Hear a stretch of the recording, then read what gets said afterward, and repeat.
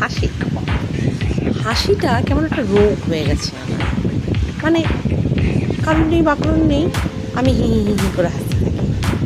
কেউ বকা দিল, কেউ বকা খেলো, আমি দেখলাম করে হেসে ফেললাম। মানে কোনো কারণ নাই বারণ নেই, মানে কোনো লজিকই নেই হাসার, কিন্তু আমি হাসি। রাস্তা দিয়ে যাচ্ছি, হুট করে একজন পড়ে গেল, আমার হাসি পেয়ে গেল। আমাকে মাস্টার মশাই বকা দিচ্ছে, করে হেসে ফেললাম। না, হাসাটা কি বাধ্যতামূলক? বুঝতে পারছি না, এত হাসার কি আছে? চ্যাটজিপিটি বলে যারা কারণ অকারণে হাসতে থাকে তারা নাকি পাগল। তার মানে কি আমি রাঁচি যাচ্ছি? টিকিটটা কনফার্ম। তবে হ্যাঁ, রাঁচি গেলে নাকি শুনেছি বাড়ির লোকে 500 টাকা করে পায়, সেটা কিন্তু দেওয়া যাবে না।